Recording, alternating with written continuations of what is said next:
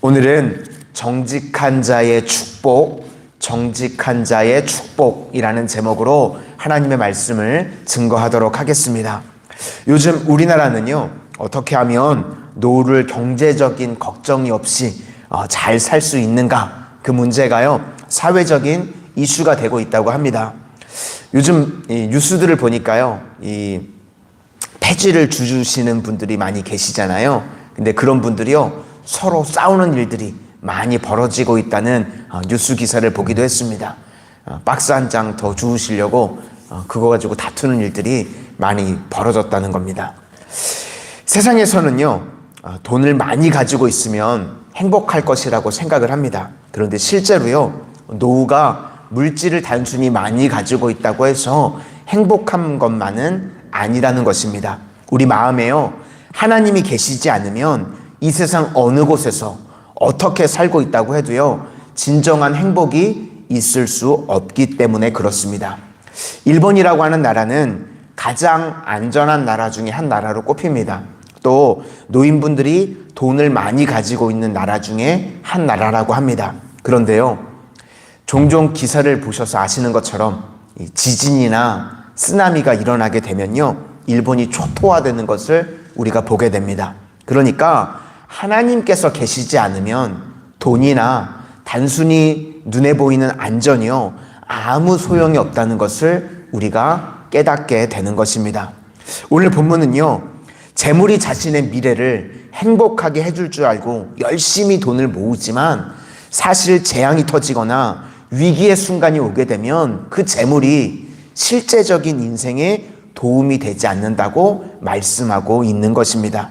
재물도요, 미래가 정상적으로 가동이 된다라고 가정했을 때 통하는 것이지, 재앙이 터지면요, 아무리 돈을 많이 모아놔도요, 그거 다 아무 소용이 없다는 것입니다. 그래서 인간이 미래를 진정으로 행복하게 살려고 하면 돈 이상의 것을 붙들어야 된다는 것입니다.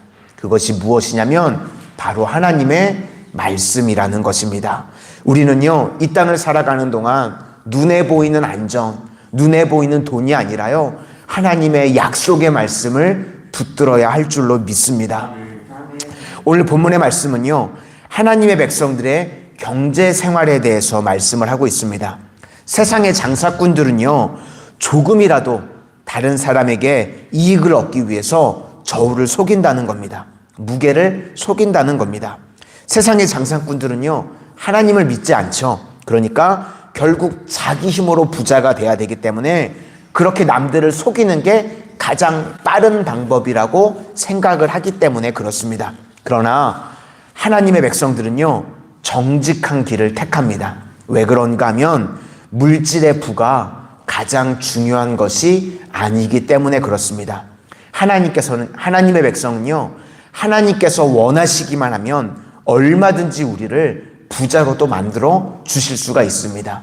우리가 믿는 하나님은요, 높이기도 하시고 낮추기도 하시고 부하게도 하시고 가난하게도 하시는 능력의 하나님이신 줄로 믿습니다.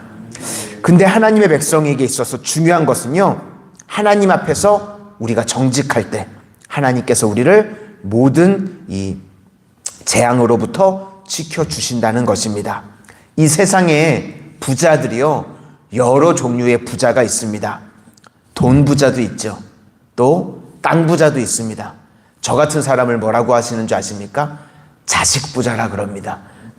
요즘 같은 하나만 낳는 시대에 저는 자식 부자입니다. 뭐 여러 가지 부자가 있는데 또 어떤 부자가 있냐면요, 믿음의 부자가 있습니다. 저는 부자들 중에 최고의 부자는 믿음의 부자가 최고의 부자인 줄로 믿습니다. 우리 성도님들 믿음의 부자가 되시는 올 한 해가 되시기를 주님의 이름으로 축원을 드립니다. 이 믿음의 부자라고 하는 게 왜 중요한가 하면요, 세상에 다른 것들이 굳이 없어도요, 우리가 주님 앞에 기도하기만 하면 주님께서 응답해 주시기 때문에 믿음의 부자가 가장 부자인 줄로 믿습니다. 이 세상의 부자들의 특징은요, 아주 작은 것에 집착하는 겁니다. 그렇죠? 부자가 되기 전부터요, 그것에 집착했던 마음이 그대로 있기 때문에 부자가 돼서도 작은 것에 집착하는 연연하는 마음이 있습니다. 어제 뉴스 기사를 보니까 삼성의 이재용 회장이요, 기자들이 어디 가서 이렇게 촬영을 하는데 왜 캐논 것만 다 카메라를 찍고 있냐고 그렇게 얘기했다 그러더라고요. 몇십, 몇백 뭐 엄청난 재산이 있어도요, 그런 세밀한 것만 보이는 거예요. 그쵸?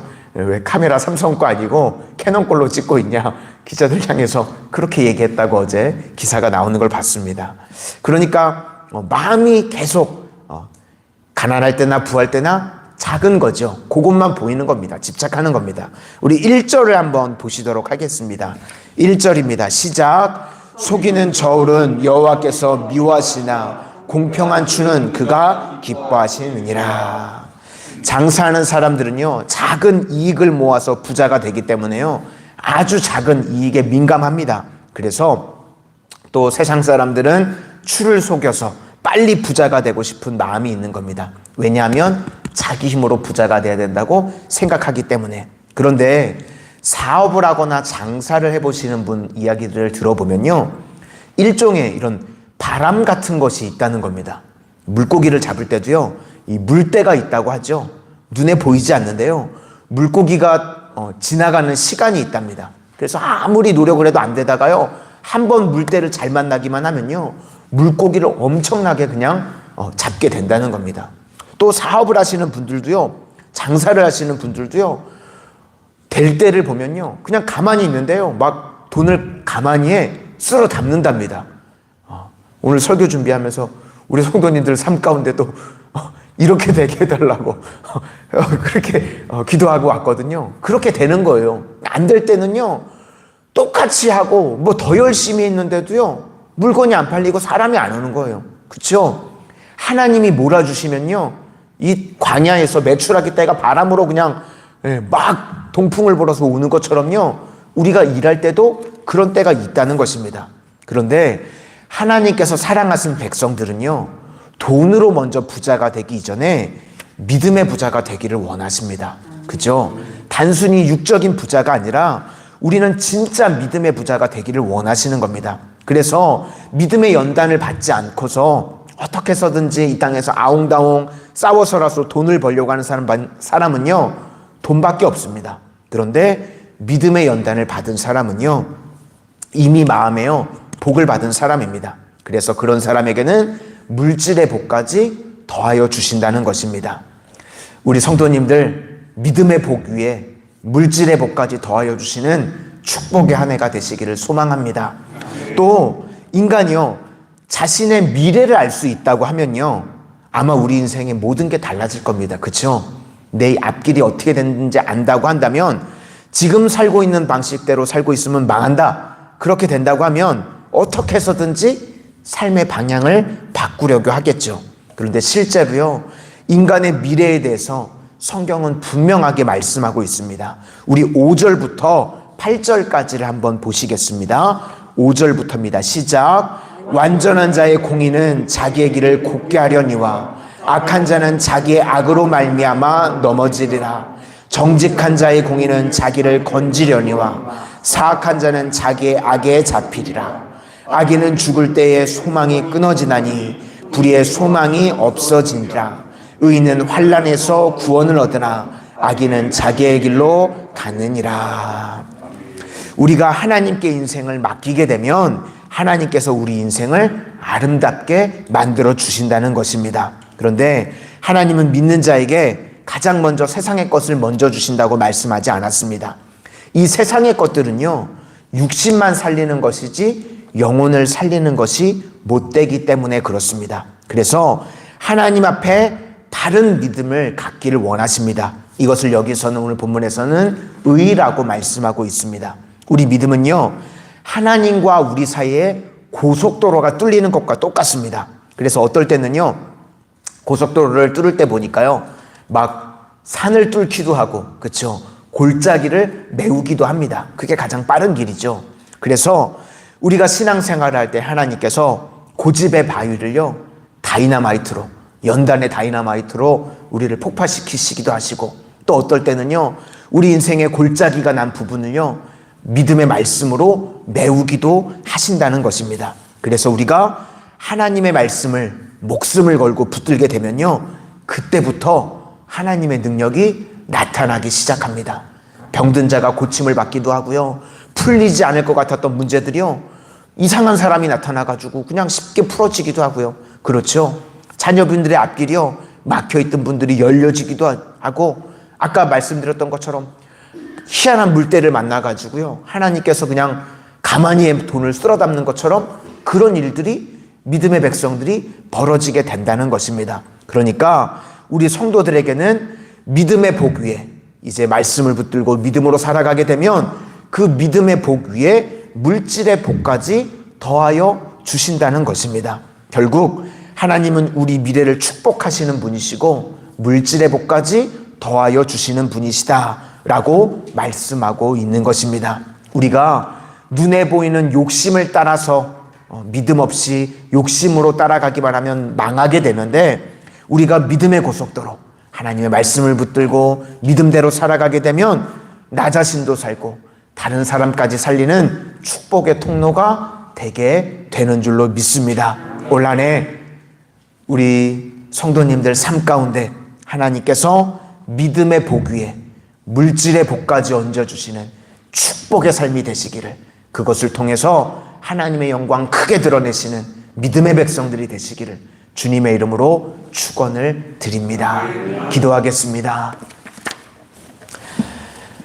사랑의 주님, 오늘 정직한 자에게 주시겠다고 약속하신 이 축복의 말씀이 우리 성도님들 각 가정에, 개인에게, 직장과 생업과 사업 위에 넘치도록 부어지게 하여 주시옵소서. 단순히 이 땅을 살아가는 동안 육신의 물질만을, 쾌락만을 추구하며 살아가는 헛된 인생들 되게 않지 않게 하여 주시고, 날마다 주님 붙들고 말씀 붙들고 살아갈 때에 그 믿음의 복 위에 물질의 복까지도 더하여 주시는 가장 복된 인생, 가장 아름다운 인생들 되게 하여 주시옵소서. 그리하여서 이것이 나의 간증이고 이것이 나의 찬송이라고 고백할 수 있는 우리 모든 성도님들 다 되게 하여 주시옵소서. 예수님 이름으로 기도드립니다. 아멘.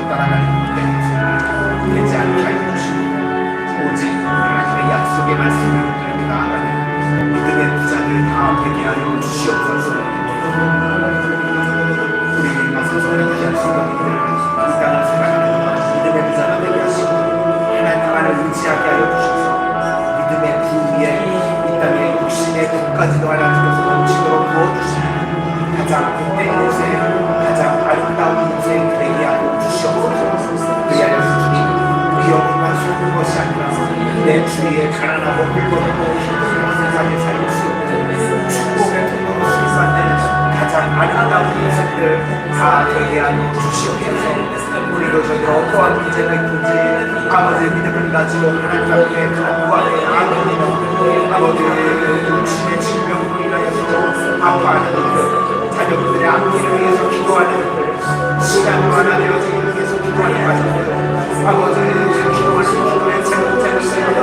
주님 들으시고 응답하여 주시는 축복의 역사가 임하여 지게 하여 주시옵소서.